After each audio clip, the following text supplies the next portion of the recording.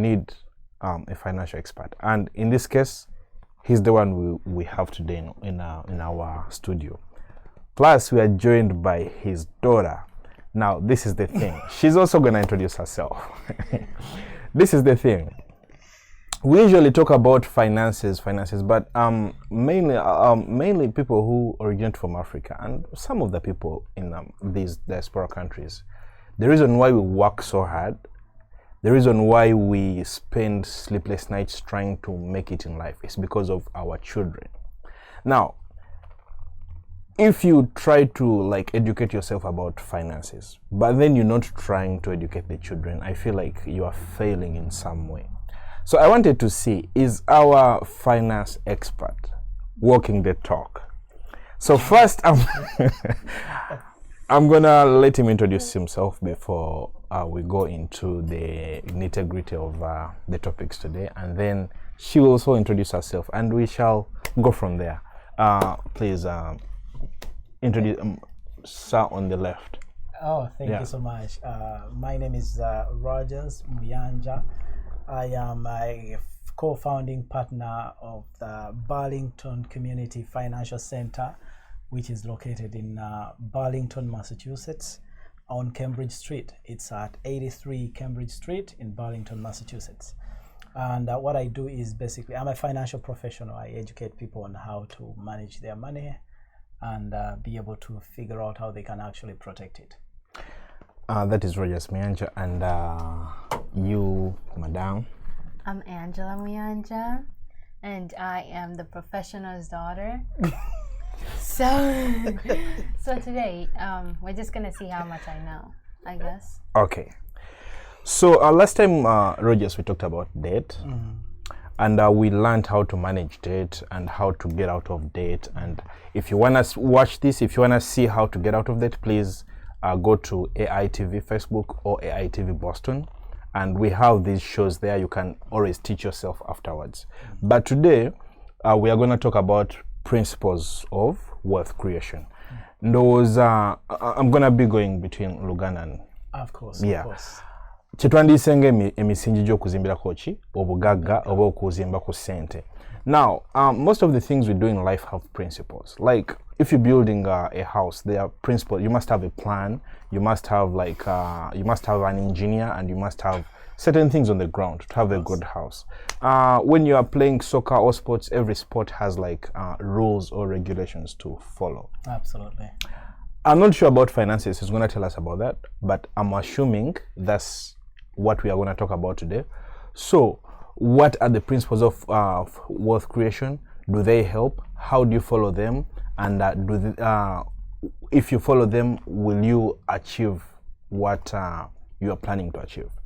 So I'm going to start with the father. Today I have actually, the father and the mother. This is what I wanted. Yes. Because before we got on the show, Angel insisted she wanted to be here. Yeah, and I wanted her to be here too. So yes. Yeah. So first and foremost, I thank you, by the way, for raising this. And I think that building wealth is an area we've all struggled with, or we do struggle with a lot of times. We struggle with it because there are rules that pertain to wealth creation that we haven't yet mastered. Yes, Rogers, before we go there, I want you to help define the meaning. What is the meaning of financial creation? Wealth Please do it both in English and Luganda. Oh, okay. Yes. Okay. I will. I will actually go back to Luganda after here. So we all struggle with wealth creation because a lot of times we think you're going to get a job, get your earnings in form of weekly paychecks, bi-weekly or monthly, depending on what criteria your employer utilizes to pay you.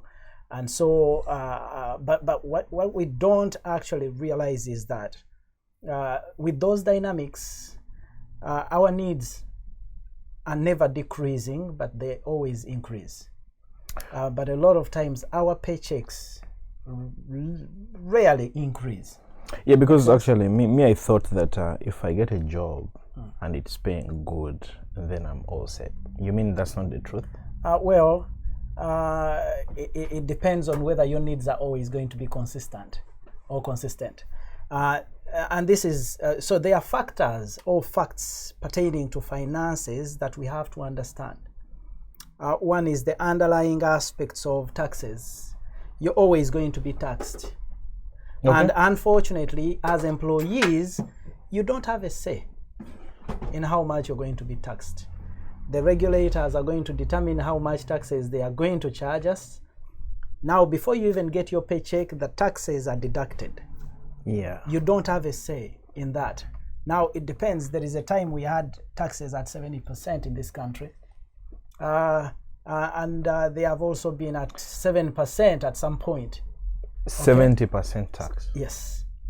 So that dynamic is something we cannot speak about. We can't know next year what are some of the issues that are going to play into the tax adjustment. Yes.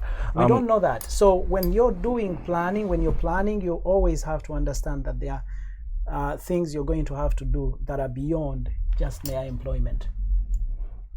So there are things which you are calling principles that actually if you put them into play, they are going to help you build wealth. Exactly. Is that what you're trying to say? Exactly. But actually, on this note, I'm going to just utilize, I'll speak about 3 fundamental areas. Yes.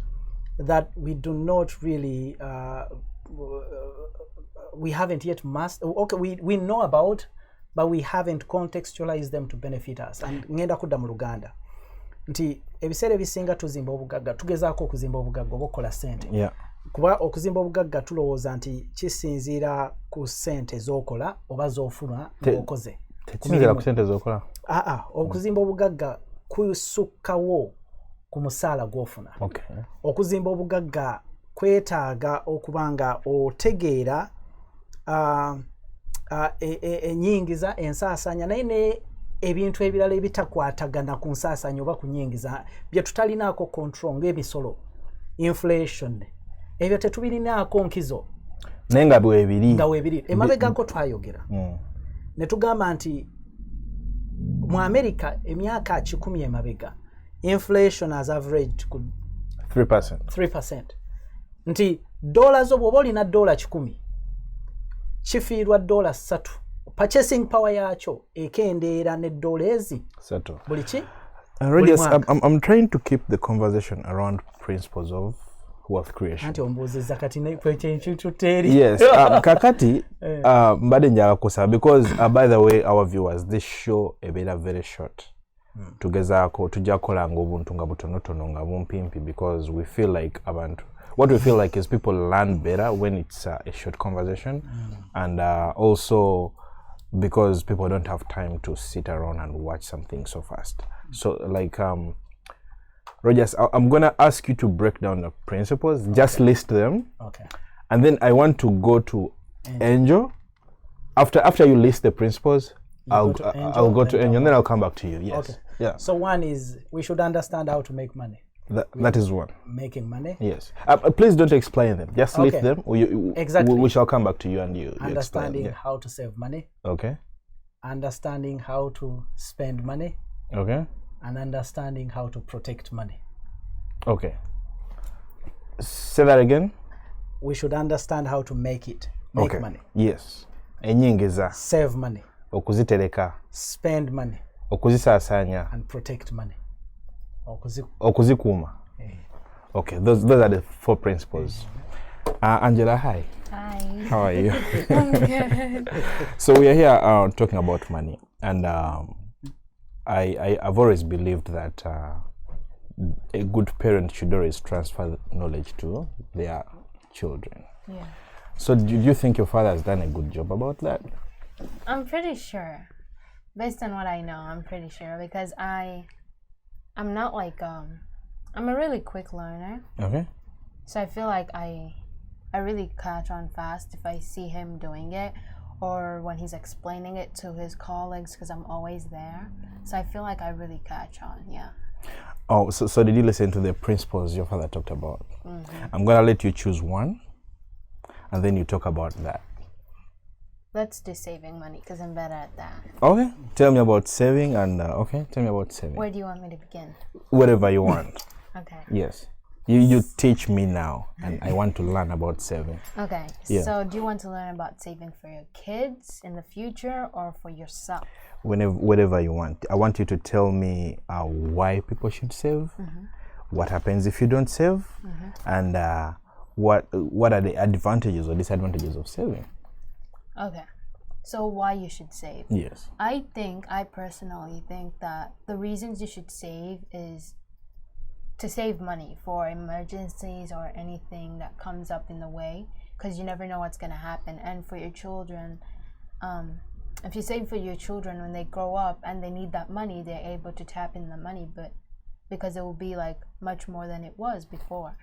And usually you put a certain amount of money inside, like monthly.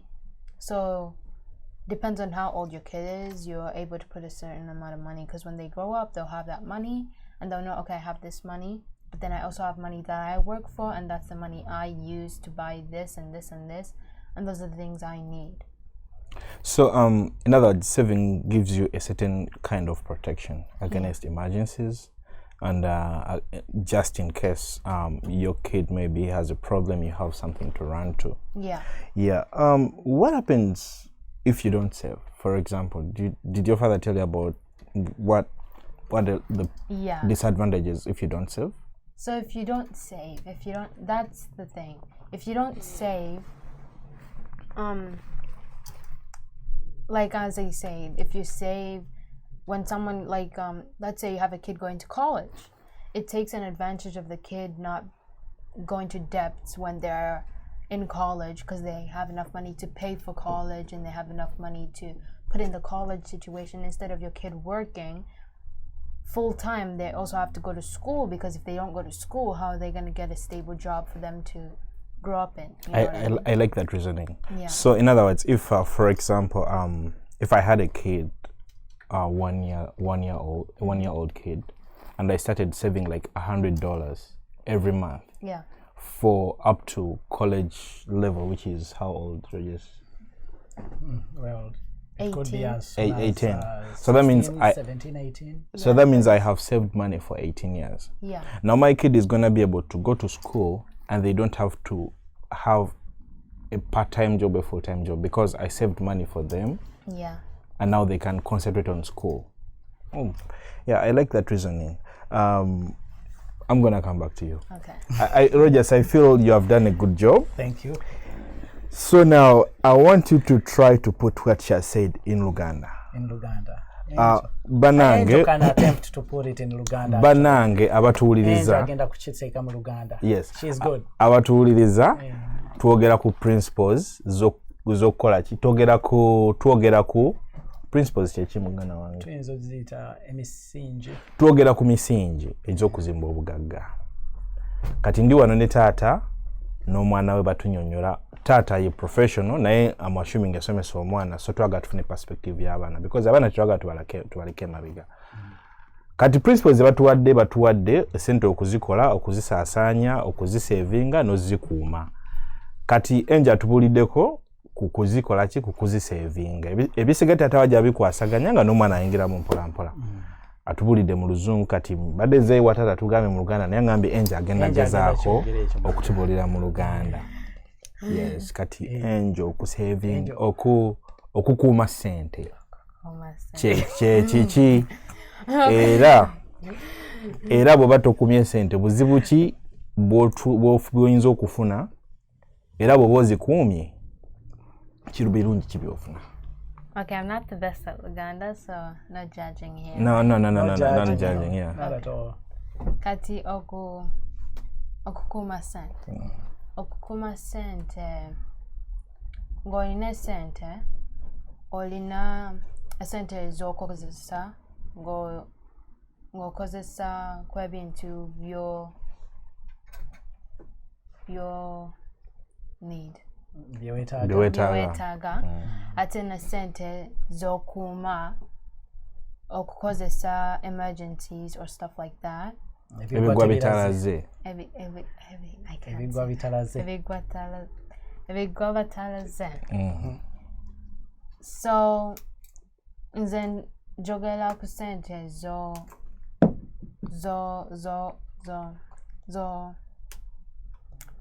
zokutereka. Nze njogera ku sente zokutereka. Kati wotereka sente osobola kozesa ezo sente okusasula school fees z'abaana abali mu college, kubanga mu college mwina okusasula school fees. Ate bw'osasula omwana tagenda mu debt ngali mwana muto mu mabanja ngali mwana muto. Nawe muzadde we nawe n'otagenda mu mabanja. Yes. Kubanga toyagala omwana wo asome naye alina okukola.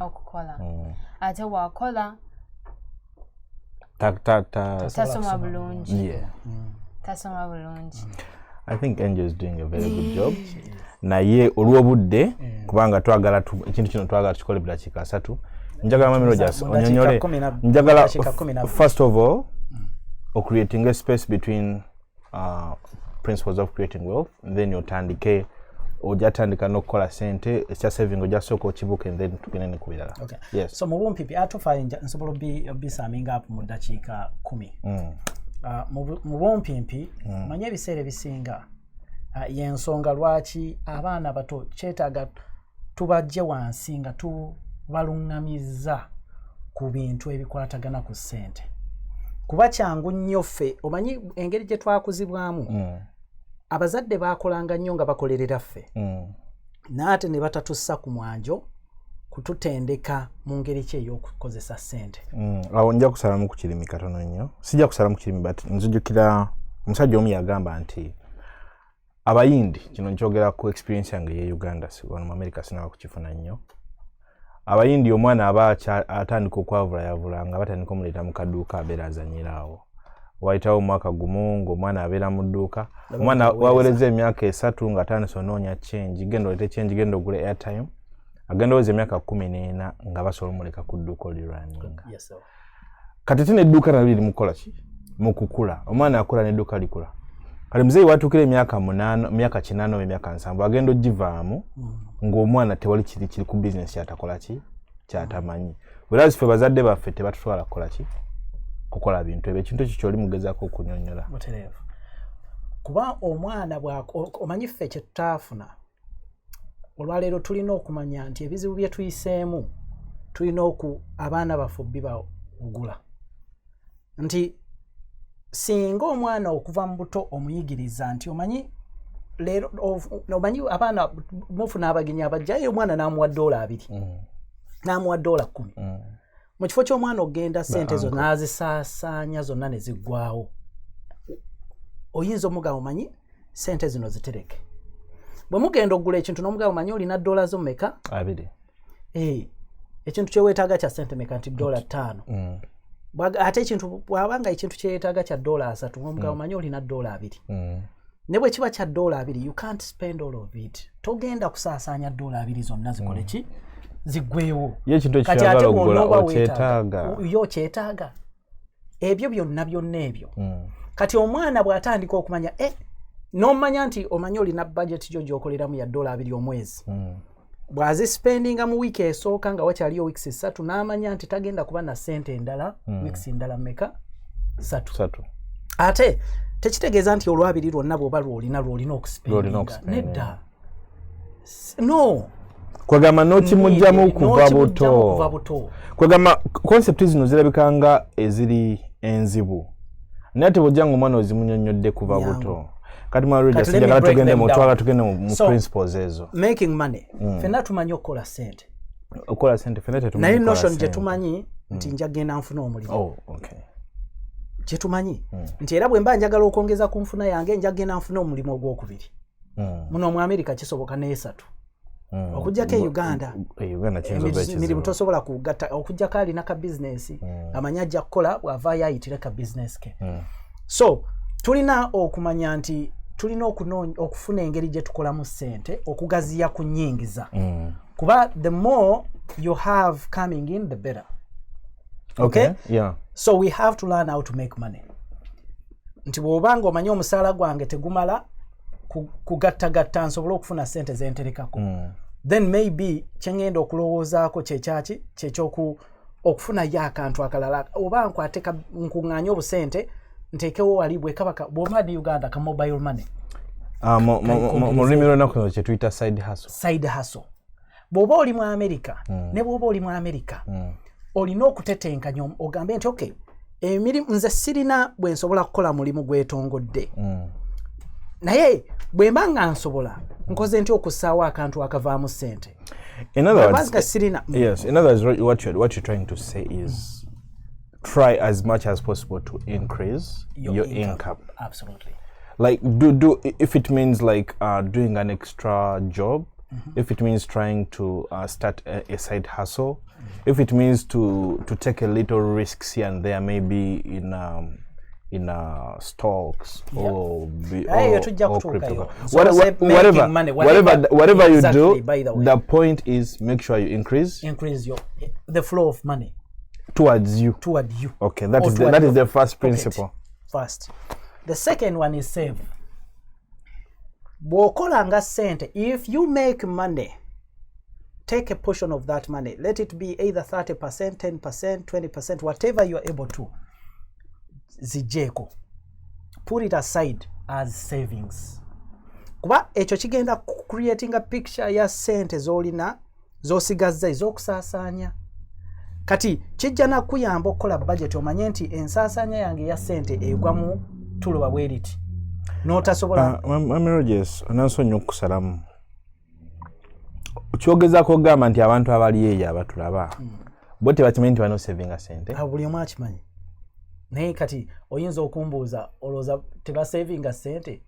Of course abamu basavinga naye abamu basavinga n'abalala savings ne bazijjayo kakati kyoli mu kutusomesa. Olowooza bameka abakola sente kyawukana kyetumanyi olwedde. Olowooza buli omwaka abantu bameka akola sente omwaka.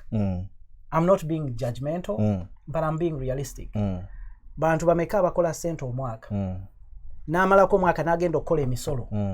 Nga yakola emitwalo 7. Or more. Naye nga talinaawo yadde olwataano. Abo kakali Mami Rogers kyenjagala. Kyengambye okitegedde. Yes, nkitegedde bulungi kubanga ekintu ekyo kyo kitutuukako ffenna. Ogenda okebera walayo okubera bati nga sente z'okoze nnyingi naye ogenda okebera ku akawunti kati kuli yadde 10. Kati nze kyenjagala onnyinyonnyole kubanga okusevinga tukimanyi mbu we need to kyekyo kiringanga omuntu ogamba nti olina okugenda mu gyimu okimanyi nti olina okugenda mu gyimu. Kyenjagala otunnyonnyole tukoze tutya okusevinga. Tusevinze tutya because tukimanyi tulina okusevinga naye tutya kubanga si kyangu okutereka. So okusevinga sente nga bwe ngambye tukwate ebitundu 3 ku 100 zisse ebbali. Bwe buli mwezi omanye nti cheke yange bwejja tolako ebitundu 3 ku 100 ne zidde ebbali. Kati awo no matter what ezo sente zogenda okuzanya nazo okusavinga mu different portfolios kuba bw'onteeka sente zange mu bank kanzije mu bank bw'obanga oteeka sente wonna woozitadde olina okwebuuza ebintu bibiri. Sente wenzitadde zizaala oba zizaala. Nagambye inflation average nze ku 3%. Yes. Kati sente wenziterese funa interest ya 3%. Bwe mba sifuna 3%, then that means sente zange ziri mu kukendeera bukendeezi.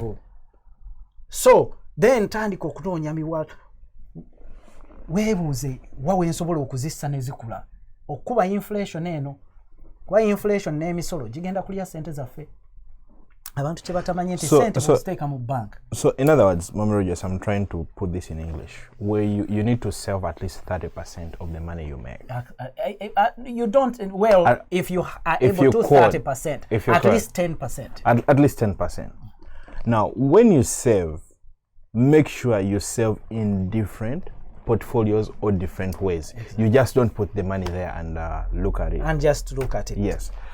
The second thing you're trying to tell us is when you save money, try to look at the portfolio where you've saved your money. Say if it's a bank account, are you losing money on the money you're saving or not? Or you're making money? That's what you're trying to say, right? Yes, okay. Go ahead. Kakati, please. ekyokubiri. Yes, Sabo. Twogedde ku savings. So saving, by the way, spending is a learned culture, is a learned behavior or habit. Mami Rogers, wayogedde principle esatu ekyokukola sente tukyogedde ku tugenda ku saving. Kati tugenze ku spending? Spending. Okay.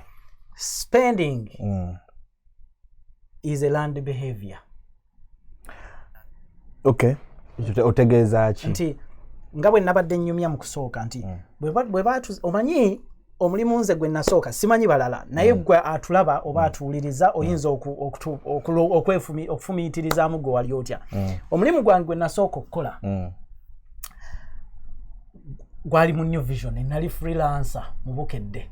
Nanoonya mpandiika story mu Bukedde olupapula olw'amawulire. As a freelancer, paycheck yange yasooka yali ya $5,000 n'Enkumi 4. Ezo dola. Tozogera. $5,000 n'Enkumi meka? N'Enkumi 2. Naye bwe nafuna paycheck, in fact nalinga nkozesa Nile Bank. Nengenda nkwata kaadi yange n'ensonseka nzigyayo ebiri. Yeah. Nengenda ninyingira restaurant n'enjoga. Nosoka wewezaako ennaku. Gwe engine ffe bwe tugamba. Okiwulira? Gwe engine. Naye kaakati sokolabe. Kyengezaako the reason right njogera ekintu ekyo nti bwe tuba the attitude gye tukuliramu is when bw'otandika okulowooza kufuna sente tosooka kulowooza ngenda kutereka njagala kusooka kweza miliyoni mu bbanga bweriti. Ndyoke nsaving. No, tolowooza nti njagala kusavingako mpezeko miliyoni nkwate ku miliyoni yange esoose. Ebiseera ebisinga kintu kye tusooka okulowooza batono nnyo, mulimu abalowooza naga njagala okweza miliyoni, njagala okweza 10. Naye batono nnyo addawo n'agamba omanyi njagala okusonda miliyoni. Abasinga tugamba njagala ngula ekintu bwe kiti, njagula empale erabika obulungi, njagula epeya y'engato eno, njagula Gucci, njagula chain. Okiwulira? Yes. Tulowooleza mu kuspendinga more so than okutereka. So these are learned behaviors. So olina okuyiga engeri ki gy'osaasaanyaamu ssente zo. Tolina zisaasaanya zonna okuzimalawo. Kati Mami Rogers, kitegeeza nti principle y'okubiri etambula n'ey'okusatu. Okusavinga n'okuspendinga zonna bitambulira wamu. Okola ssente bw'ozikola terekako. Ne bw'oba osaasaanya zino zogenda okusaasaanya z'osaasaanya olina omanyi tugenda ne tuyingira store ne tugula ebintu. Do I need it oba do I want it? Mami Rogers, soko komao. Enjoy. Hi. So you work with your father? I do. A lot. What does he do when you want to buy something? What does he tell you? Like when I want, like it depends on the thing I want to buy. Now let's say we went to Target and there's this one Target has Starbucks like right next to it, and I love Starbucks. Like I love Starbucks. You like coffee? Not the coffee. I like the refreshers. Oh yeah, I don't know what those are called though. They have very fancy names. They do. So what does it say if you want a Starbucks or if you want? First to say, sometimes it's like, okay, let me see how much money I made today. Or sometimes like, okay, let's go do that, but as long as you have the money. And mostly he's just like, no, I don't have money, but next time if I do have the money, we can go there. And if I do have the money, he's like, buy something. Like, don't use all your money. Like, just like he just said, like. So in other words, before you guys buy coffee, and coffee is like how much? $10? Oh, you called it refreshers? Yeah, my refreshers is like $4.29 or something. So it's just $4. Yeah. But he first tells you that I need to be sure that we've made enough money to spend $4. He just doesn't spend the $4. And you think you're learning something from that? Yeah, I do learn a lot from that because that teaches me, instead of just going to Starbucks every single day and be like, oh, I have enough money, I have $4. And that's just getting in the habit of $4 is like very little amount of money. if I invest that, I can make much more than 400 even. I can make much more if I do invest that. I'm speechless, but I have to continue. Oh, Rogers. So spending, yes. It's not that you're trying to be mean on yourself. It's yes. I wanted to ask you that. It's an attitude. That sounds like sort of mean. I'm not saying you do not have to stretch your means. A lot of times we overspend or outspend ourselves, not because we see us do. We realize it. It's because we do not. You see, if you do not define your means, if I went out and I wanted to buy things, there are a ton of things I can buy beyond my means. Because the sellers are there to try to sell to you. Of course. There are things I'm going to buy. The thing about America and some countries like America and like Uganda, you actually have a chance to spend money you don't have. Exactly. We talked about date. That is you can just walk into a store and you're like, I want the Apple 12, and you give me the headphones with it, and you give me, and you have no penny on you. Yes. Zero on your account. So in other words, you are spending even before. Even you're spending with money you don't have. You've not yet even earned. So what does your principle say about things like that? So the thing is, if you're going to swipe a credit card, you have to be mindful that you can take care of that bill with your next paycheck. Ask yourself, if I'm going to swipe it, can I be able to pay it? If the answer is no, then perhaps you may not want to. In Uganda, we don't swipe cards. Okay. Boboli Uganda. Webuza chingo ogenda okufulumya sente. Uganda culture ya mabanja teriyo nnyo nga wano. So dynamics zinzo okwawukana. Naye ate bino ebirala okukola ssente okuzitereka n'engeri yozisaasaanya byonna bye bimu. Naye nga kyobadde ogamba nti tugambe kubanga Uganda abaana bayitawo n'akulekera akagatto n'agamba ojaleeta ssente omwezi ogujja nga bakusasudde. Omwana ayitawo n'alekawo essaati waliwo bayitamu n'enti neki n'enseenene. Kyogamba bw'oba tusinabagula akagatto ako nina okwebuuza. Nasobola okusasula ssente zino ku musaala ogujja. Webale nnyo. Ssente zino nsobola ozizzaawo. Bwe mba neewoze wa mwanakazi bwe. Shillings $5,000. Ngule engatto. Omusaala gwange bwe gunajja $5,000 n'aba najjo okugizisasula mwamikazi bwe. Bweba answer eri nno nga ssente zo zonna ziri factored mu byogenda okuspendinga nga zonna tosigazaawo, you may not want to do that. Because ogenda kwonoona omukwano n'enkolagana wakati wo ne kazibwe. Okay? Olulala lw'oliba mu kizibu ng'osobola okwewola ate ng'osobola ozizzaawo oleme kuyambibwa. Abatuwuliriza eno show tugikosa okuyiga ku bya ssente. Bw'oba olina ekibuuzo kyonna genda mu comments obuuze, oba osobola okukuba essimu ya TV. Ebiseera ebisinga show bwebeggwa Mwami Rogers waba ayagadde ate tulekera essimu ye osobola omukubirako n'omubuuza ebintu ebikwatagana ku ssente. Ajja kuwa amagezi ag'enjawulo agakuyamba ne bwonna batogaggawadde okweyongerako ku bwoli oba okwetereeza obwetereeza. Oyinza okuba nga ate oli mu kinnya nga gwe totonya bugagga wabula oyagala ove mu kinnya at least otuuke ku level ground. Bw'oba olina ekibuuzo ky'obuuza tosirikira eyo mukubireko ajja kugezaako okusobola okukola ki? Okusobola okuyamba. Tuli wano tusoma principles of wealth creation, twogedde kukola ssente, twogera kuzisavinga oba okuzitereka ne twogera ne kuzispendinga. Mwami Rogers, because obudde njagala ogende mu principle esembayo protection. Yes. Kuuma ssente zo. Omanyi? Mbadde manyi okusavinga kwe kuzikuuma.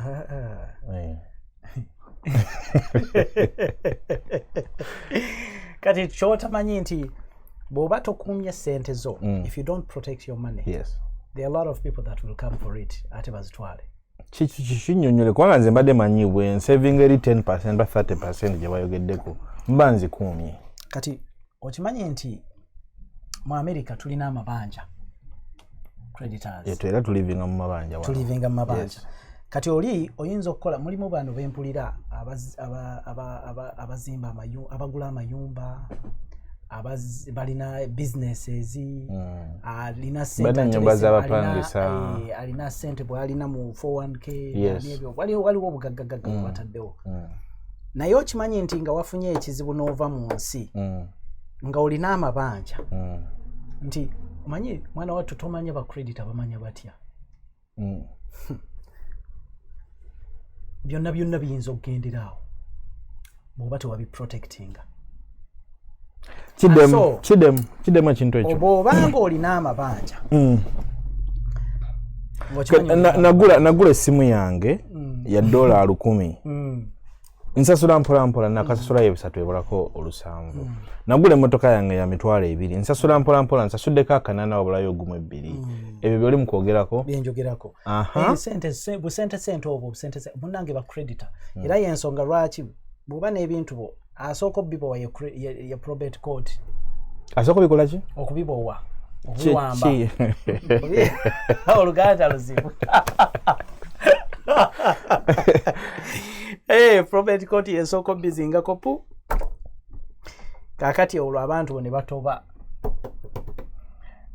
munnange ebintu byo bank accounts kuliko sente ninako emitwalo gyange 7 n'ekitundu family yo tesobola zikwatako nga kutuusa nga bali bakoze eki bamanza okwesasula kati bwe ziba teziweddeeyo bafuna ne bill because bayinza okubeera nga nyinza okuba nga ku account ninako 2,000 naye nga amabanja gange galimu 3 nga baba banja nga mufuna bill Mwami Rogers ekyo kyogere mu luzungu kakati onansonyiwa abantu baffe bawuliriza ebintu byonna yes kakati so what I'm saying is for people who are in a habit of getting into debt. Yes, we are talking about protection, remember? Yeah, protecting our money. Yes. For people who are getting into debt day in, day out, the biggest challenge you're going to have is that whatever wealth you're building can be lost. Your debt will find it.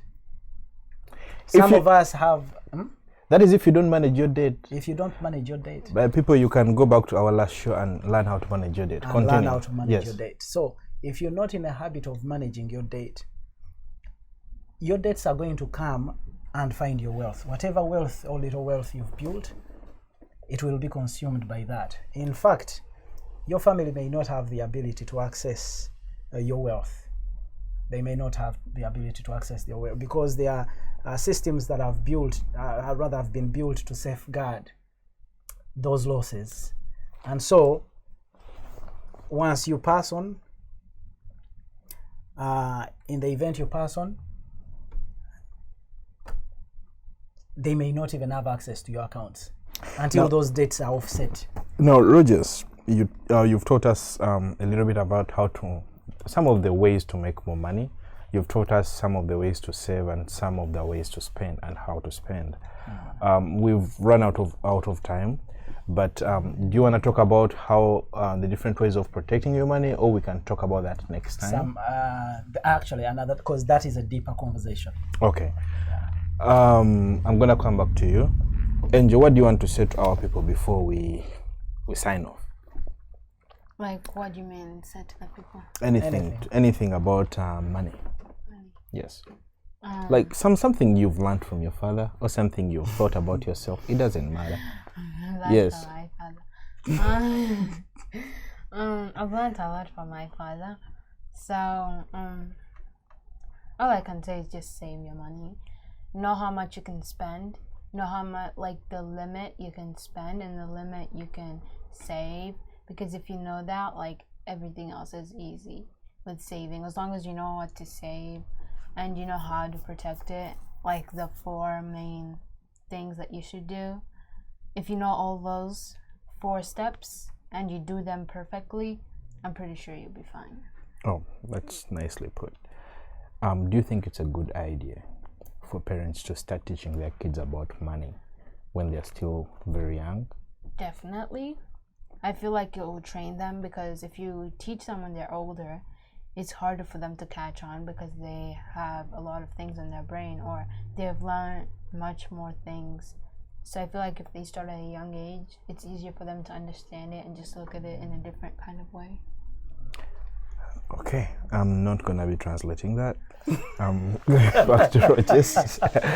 Banange eno show twiga bya sente ne tusekamu waliwo omufuzi si mufuzi omukulembeze wa people power yali ayogera ku bintu nga byamaanyi nnyo ne nagamba tumwenyamu nenga bintu byetogerako biriki biri serious tetuli bya bufuzi jasinga gadde endaga abantu babayinza tulabanga tuseka ne bagamba abo basaaga busaazi banete tusaaga bintu byetogerako tulina kunyumya bulungi sibya ate sibya kubeera yes tusoma tunyumyamu nenga tunyumya kusoma yes tunyumya kusoma tusoma then tulaba ayagala kya applyinga osobola kya applyinga atayagala obo yagala clarity you can always get clarity. Mwami Rogers wali asobola okunyira. Mwami Rogers, did you say bye? Oh, bye. Okay, Mwami Rogers. Yeah, because it's saying say bye. Banango ne bamuyita Angel mwana wa Rogers twali twagala tufune perspective y'abaana abato ku bintu by'ensimbi ne kati Mwami Rogers sibula abantu kale obawo obusembayo then obusembayo bannange twongere okunyikira ku bintu ebikwata ku kuteekateeka ebiseera byaffe eby'omu maaso mu bigambo by'ensimbi oba ebyenfuna kubanga kintu kikulu nnyo tuyinza okukola ng'obulogoyi obulamu bwaffe bwonna ate ne weesanga nti by the time we retire abaana baffe nga bakuze ng'ate tuli banaku abawedde emirimu so we have to strike a balance and oba weetaaga okufuna obukugu noonya ba financial professionals gye bali bangi bayambe mu kuwabula ku biki by'olina okukola n'okuluŋŋamya oba oliawo embeera ejja kukyuka era ojja kulaba emanyi ebiseera ebisinga tuba ne crowded ideals naye ate n'ogenda osinkana omuntu n'akyusa engeri gy'obadde vision yo noga wow I have a lot of clients who have called me and they've said, you know what, you are God sent. Not necessarily because maybe I'm God sent. But also I think that we've had an encounter in you know, if you did this and these things would fall in place and then and now they are able to see. So kirungi nnyo okufuna omuntu alina obukugu ng'obwo n'oyogeramu naye n'akuyamba okufuna that holistic perspective n'olyoka okola enteekateeka ennungamu. So fenna tukikoleko tukyenyigiremu ate n'abaana tubajje buto nga tubayigiriza ebintu bino bibeere part of their lifestyles. Bannange ensonga lwaki because tusobola okuzimba obugagga singa abaana tetwabatendeka ate ne bufiira kubagala omwana sente n'agenda n'agula Lamborghini. Mwana asogwa Lamborghini sina sente zibeerawo tekinako sagala mugane bana kugula Lamborghini ndese emitwalo 10 omwana aguzeeko Lamborghini yatwala 25 abasigenze mu mabanga. Thank you banange show egenda kukomaawo nga nze ndi eno show bagita catch up show eno omuntu aji hosting abamita Rogers Muyanja omusajja ntudde ku left naye twatuse ekiseera nga twetaaga okwogera ku bya ssente ate nga ye muki ye mukugu aliwo ne mutuulirawo mbere nga mubuuza ebibuuzo ku lwammwe naye nga tugenda kukola nga episodes buno mpola bwe tuliva mu by'essente ne tugenda mu birala ajja kukomawo agikole ki aji hosting. Bannange zino principles ze batusomesa n'ebintu byetwogerako debt management eby'essente byonna osobola okubeerayo ng'oli doubtful ng'ogamba bino bireka tebikola oba bikola. It's okay jango wa Rogers oba wa financial professional yenna akuclarifyingire and wamala okuclarifyinga still osobola kikozesa oba osobola takola ki oba takikozesa kuba yabeera kuwa bwemagezi abatakusalirawo okitegeera. So show ebeerawo buli Saturday abagalulira ku by'ensimbi then tune ya politics ebeerawo ebiseera bisinga ku ssaawa 9 kitundu bagita Epic Front. Ne tubeera ne The Journey etera okubeerawo ku Sunday ku ssaawa 1 ez'ekiro. Tune y'abavubuka ebeerawo ku Monday gye bayita Free and Feminine ne tuba ne Sports Lit ekola ku bya sports. Show zaffe zonna ozisanga ku Facebook AITV. Ogenda ku Facebook nononya AITV oba ogenda ku YouTube nononya AITV Boston okusobola okulaba show zaffe ez'enjawulo.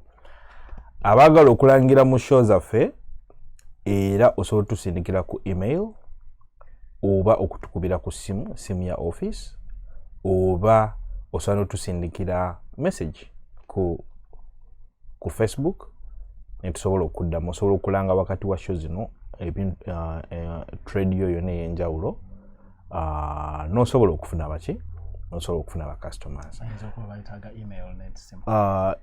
Essimu tujja kuba tugiteekawo wansi mu comments, ne email tujja kuba tugiteekawo olw'obudde. Tusanyusa mwebali kulaba show. Thank you for watching. I remain your host for today, Kazibwe Haman. Thank you for watching.